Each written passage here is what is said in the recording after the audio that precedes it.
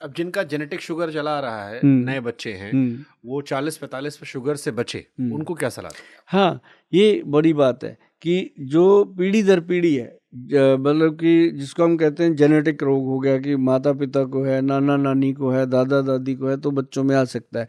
उसके लिए सबसे बेहतर चीज़ है त्रिफला पाउडर। ये त्रिदोष नाशक है, वात पित्त कफ। इसकी मैं साक्षात एग्जाम्पल हूँ कि त्रिफला पाउडर जो है वो कोई भी रोग हो, अकेला शुगर नहीं है, अस्थमा रोग जो है वो जेनेटिक हो जाता है कई बार, बच्चों में आता ही आता है, ना का मतलब नहीं। मेरी फैमिली में था, मेरे दादाजी थे बीरूमल जी, उनको था, अना परदादा जी को था बीरूमल जी को, फिर मिल्की राम जी मेरे दादाजी को था, फिर मेरे पिताजी लाला शंकर लाल जी उनको भी था। हम दो भाई हम डर गए। हमने थोड़ा बहुत बचपन से सीख लिया था, कुछ पढ़ते थे, कुछ वैद्यों के पास बैठते थे, लेकिन ये पता चल गया था कि इसको हरड़ बेड़ा आंवला जो है वो ब्रेक दे सकता है। तो हमने दोनों भाइयों ने आज तक नहीं छोड़ा जी, 25-30 साल से त्रिफला पाउडर। एक तो बॉडी ठीक रही, तबीयत ठीक रही, दूसरा अभी तक 60-60 साल के ऊपर हो गए हम दोनों, अस्थमे का नामो निशान नहीं है। तो मतलब ये ब्रेक देने की चीज़, फिर मैंने मतलब सिर्फ अपने ऊपर नहीं हज़ारों लोगों को बताया था, सबको ये वंशनुमा रोग से पीछा छूटा। मैं त्रिफला पाउडर आज ऑर्डर करता हूँ। सर पक्का कर दो, जिसमें हरड़ जलाफा डालना, 1 चम्मच शाम को रोज खाना, हाँ सोने के पहले। सर आपको तो मैं खुद दे जाऊंगा, और फ़ोन भी कर लिया करेंगे, क्योंकि आपकी ज़रूरत हम लोगों से ज़्यादा है देश को। मतलब बढ़िया, जितना हर चीज आप हाँ त्रिफला का आपने इतने फायदे बता दिए हैं हाँ कि पेट साफ रहता है, मन साफ रहता है, शुगर नहीं होती है। तो अगर एक चीज से इतने सारे काम हो जा रहे हैं, तो 1 चम्मच खा के रात को नींद भी अच्छी आएगी, सर सवेरे रोग उठेंगे क्या भी है, अच्छे। वात पित्त कफ तो रोग है, हाँ। और वात पित्त कफ को ये तीनों चीजों का फल है, खत्म कर देता है। आपने गर्मी का भी जिक्र किया, अब हाँ गर्मी आ रही है, हाँ गर्मी में हम लोग बाहर से आते हो 1 गिलास ठंडा पानी पी लेते हैं।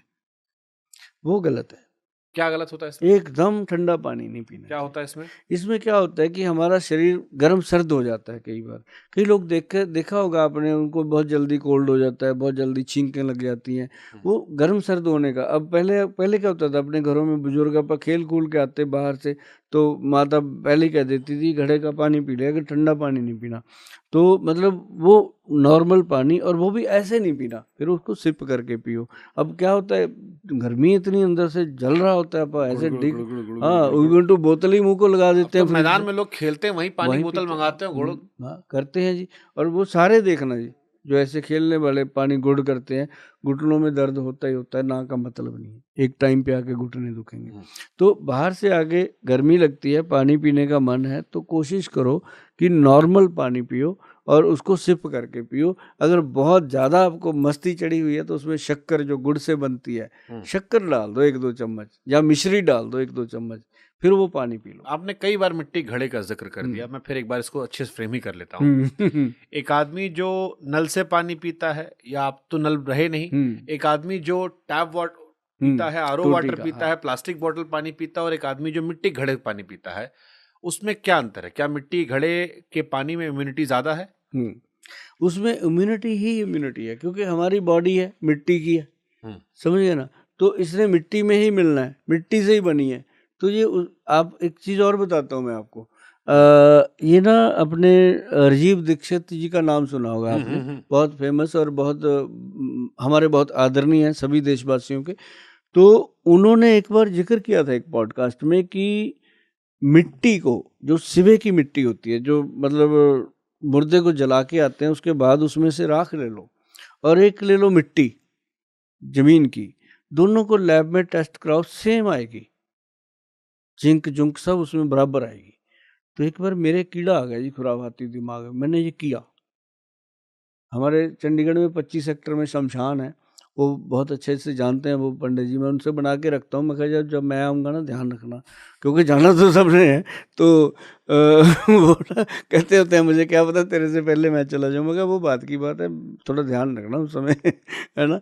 तो वहाँ से मैंने लिया जी, तो मैंने टेस्ट कराया सर, सच्ची बात थी कि इंसान के शरीर की मिट्टी और जमीन की मिट्टी में एक ही जैसे तत्व पाए गए, और वो इसीलिए घड़े को हमारे बुजुर्ग पहले वो कर गए काम।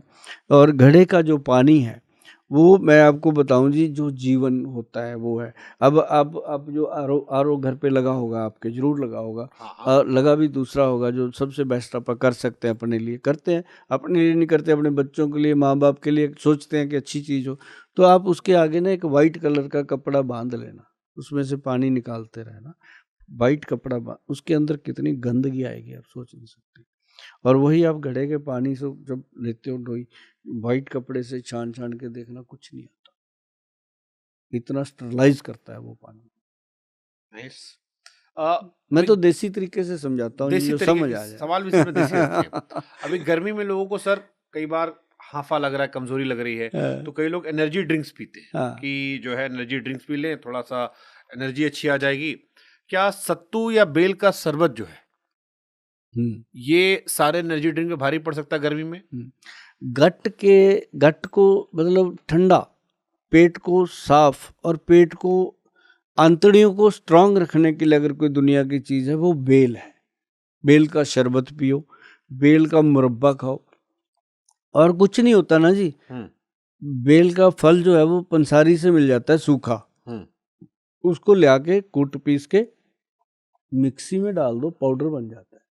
दही में डाल के क्या मज़ेदार लस्सी बनती है वो, मीठा स्वीट भी होता है और ऐसा आनंद आता है जैसे आप बेल खा रहे हो। तो गर्मियों में ज़रा अगर ये किया जाए।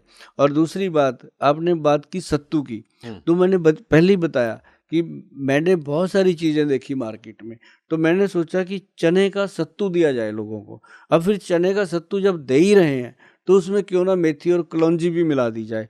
कलौंजी के बारे में ये जिक्र है जनाब, कुरान में जिक्र है, सबसे बड़ा ग्रंथ है, कि ये इंसान को मौत से नहीं बचा सकती, बाकी हर बीमारी में फायदा करती है। सोच सकते हैं आप, ऐसी चीज़ है। तो वो हमने सत्तू में मिलाई, और उसके साथ जिन लोगों को नाक से खून आ जाता है, नक्सीर छूट जाती है, उसके लिए फ़ायदेमंद है। और इसके अंदर अगर डायबिटिक है पेशेंट तो कुछ ना मिलाए, अगर नहीं है डायबिटिक तो उसमें कोई भी मीठा मिलाए। मैं तो कहता हूँ खजूर का पाउडर बना के रखे, जो छुहारे होते हैं ना जी, कूट पीस के उनको मिक्सी में ग्राइंड करके पाउडर बनाओ। सर नेचुरल स्वीटनर है वो, और 1% भी कैलोरीज नहीं होती उसके अंदर। सर लोग आजकल कहते हैं कि घी खाओ तो नस जाम हो जाती है। अब आप कह रहे थे घी 2 चम्मच देसी घी खाना चाहिए। हाँ, कई लोग कहते हैं घी खाने से नस जाम हो जाती है। फिर हमको आता है कि दादा परदादा हमारे वो दिन भर लबेड़ लबेड़े घी खाते थे। तो ये जो पीढ़ी दर पीढ़ी घी को लेकर एक डर पैदा हुआ, ये सही है? और असली दुश्मन घी है या मैदा चीनी? असली दुश्मन अज्ञानता है।